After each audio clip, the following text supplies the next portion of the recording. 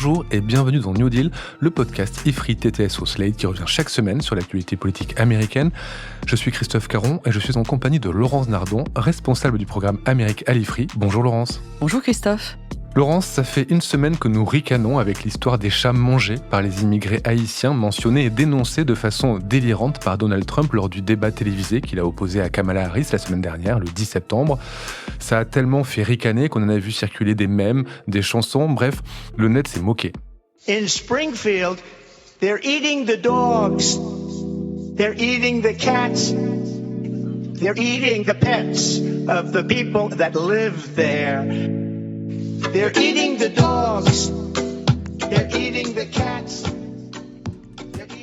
Mais au-delà de la blague, ce buzz révèle l'importance du thème de l'immigration dans la campagne américaine et plus largement dans la vie politique de nos pays. On le voit en Europe, bien sûr, où l'Allemagne a remis en application le lundi 16 septembre des contrôles aux frontières pour lutter contre l'immigration illégale. Et aux États-Unis, on sait que Donald Trump a en tête des mesures très strictes de reconduite à la frontière s'il est réélu.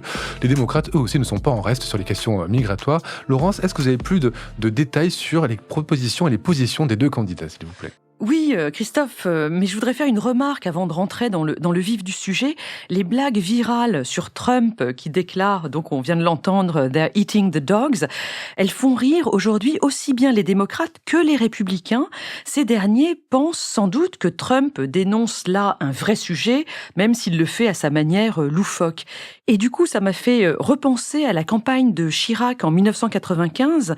Les Guignols, en se moquant de lui, avaient réussi à le rendre sympathique. On pourrait se demander si ça va pas faire la même chose avec Donald Trump aujourd'hui. J'en veux pour preuve que les sondages qui suivent le débat de la semaine dernière, celui que donc Kamala Harris semble avoir remporté, eh bien, ils n'ont pas bougé. Elle a toujours 2,5 points d'avance à peu près sur lui au niveau national. Ça n'est pas assez pour qu'elle l'emporte en novembre. Alors, est-ce que ça le rend sympathique ? Je ne sais pas. Peut-être que le corps électoral s'est habitué aux sorties de route de Donald Trump et que finalement les positions sont figées pour ou contre et que ça ne bouge plus parce que l'homme lui-même ne bouge plus dans son délire.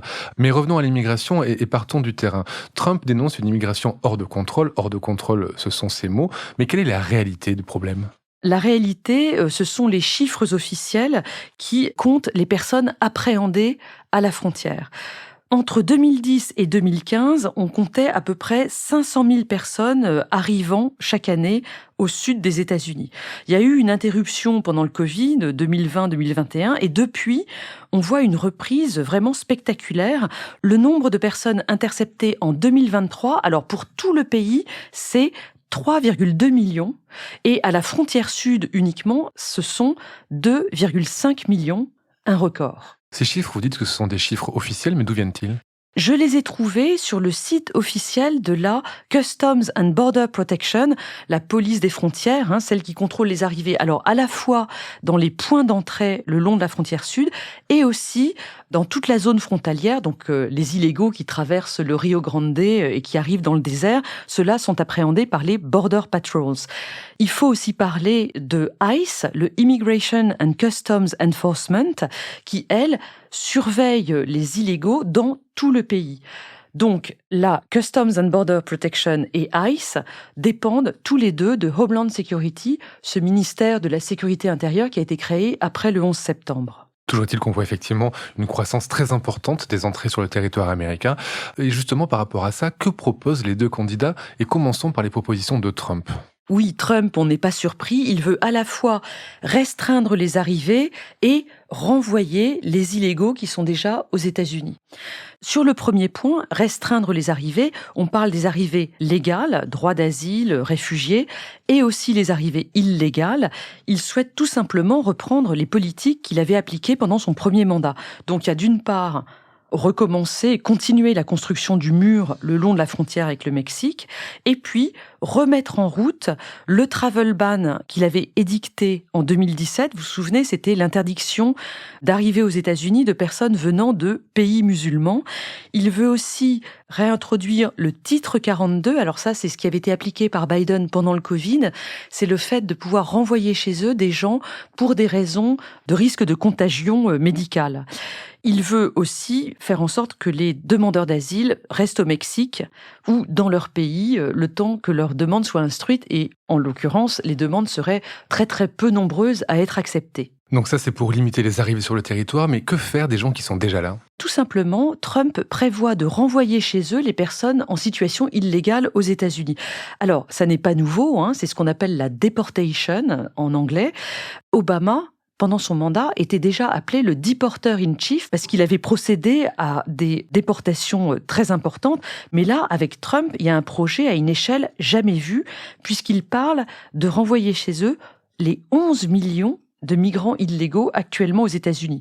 Ça se passerait sur plusieurs années et il ferait intervenir l'armée et la garde nationale déployées à la frontière sud. Quant à ICE, dont je vous parlais il y a une minute, le Immigration and Customs Enforcement, eh bien, cette police aurait le droit de faire des descentes sur les lieux de travail dans tous les États-Unis. Ce qui est important pour conclure sur ce projet de déportation, ce que Zemmour appelle la remigration, c'est que c'est le point sur lequel Trump est complètement aligné avec ce projet 2025. Vous savez, ce projet que lui a préparé la Heritage Foundation, on en a parlé déjà plusieurs fois, très très conservateur et libertarien, et que Trump a officiellement dénoncé cet été.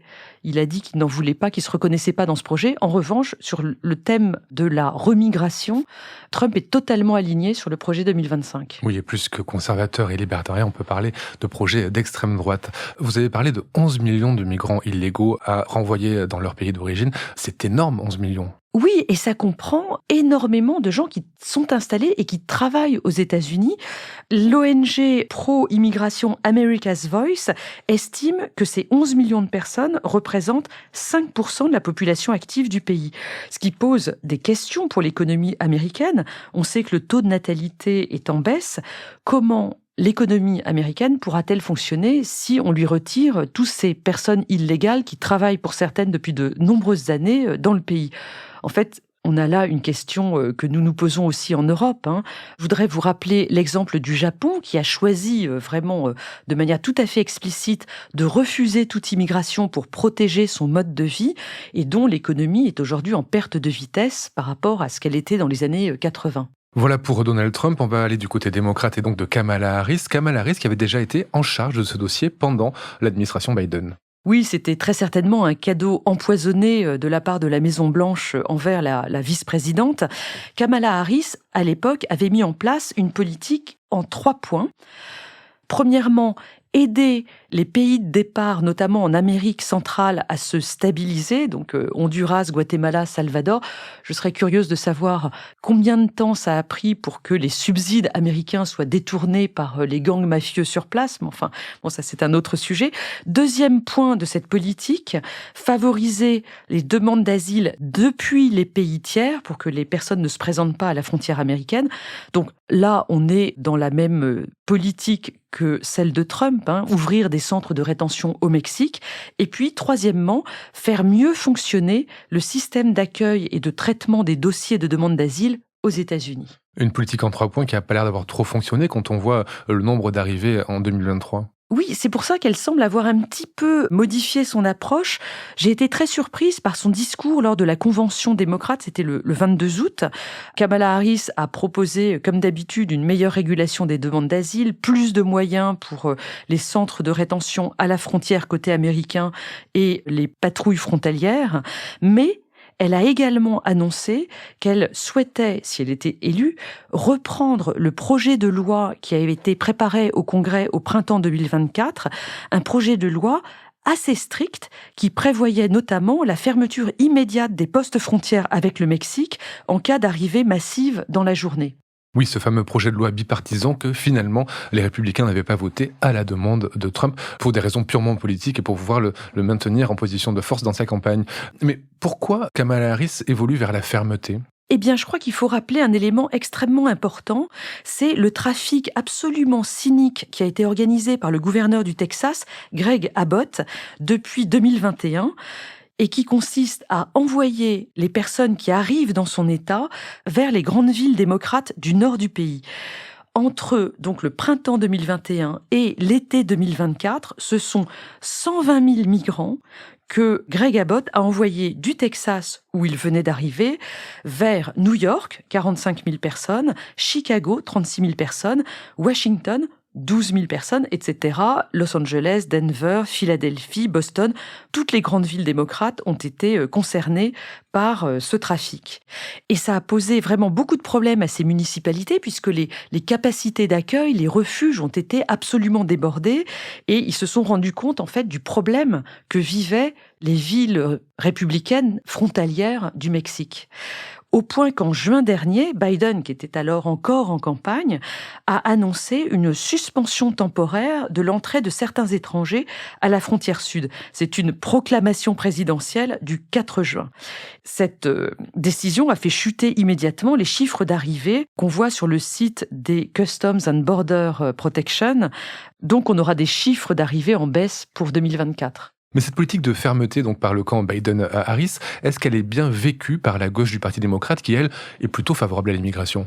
Là aussi, justement, on voit un changement que je trouve très important, un changement chez Bernie Sanders et surtout chez Alexandria Ocasio-Cortez, cette élue très radicale de New York. En 2021, lorsque Kamala Harris s'était rendue au Guatemala, elle avait dit aux personnes qui souhaitaient s'exiler aux États-Unis de ne pas venir. Elle leur avait répété plusieurs fois de suite « Do not come ». Eh bien, à ce moment-là, AOC, Alexandria Ocasio-Cortez, avait dit sur Twitter qu'elle était très déçue des positions de la vice-présidente. Elle avait rappelé que se présenter à la frontière pour demander le refuge, c'était tout à fait légal aux États-Unis et que par ailleurs, c'était bien de la faute des États-Unis qui avaient passé des années à déstabiliser les pays d'Amérique centrale et d'Amérique latine et que si les gens voulaient maintenant fuir ces pays, c'était la responsabilité morale des États-Unis de les accueillir. Ça, c'est ce qu'elle disait en 2021, mais on l'a vu tout à l'heure avec les chiffres, la situation n'était pas la même, elle a pris beaucoup plus d'ampleur. Oui, et dans la campagne actuelle, on voit AOC et la gauche du Parti démocrate soutenir Kamala Harris à fond et ne pas du tout parler de l'immigration. Alors, quand on leur demande pourquoi, ils expliquent qu'il faut mieux que Kamala Harris soit élue, il faut vraiment être tous derrière elle, parce que une fois à la Maison-Blanche, on pourra discuter avec elle des meilleurs moyens d'accueillir les personnes qui veulent se réfugier aux États-Unis. Alors que si c'est Trump qui est élu, alors là, il y aura aucune marge de manœuvre pour les défenseurs des exilés. L'autre raison, peut-être plus froide, c'est que Alexandria Ocasio-Cortez habite à New York, qu'elle a vu les refuges débordés après l'arrivée des personnes envoyées par Greg Abbott. Peut-être qu'elle est devenue plus favorable à une meilleure régulation des arrivées à la frontière sud. Merci Laurence pour ces explications sur ce dossier qui sera déterminant en novembre pour l'élection du prochain ou de la prochaine présidente américaine. Laurence, on se retrouve la semaine prochaine et nous parlerons de votre nouveau livre, Géopolitique de la puissance américaine, quel rôle pour les États-Unis dans le monde, que vous avez sorti au PUF à la fin du mois d'août. Merci Laurence, à la semaine prochaine. Merci Christophe, à la semaine prochaine. Retrouvez New Deal chaque semaine sur Slate Audio et toutes les plateformes de podcast.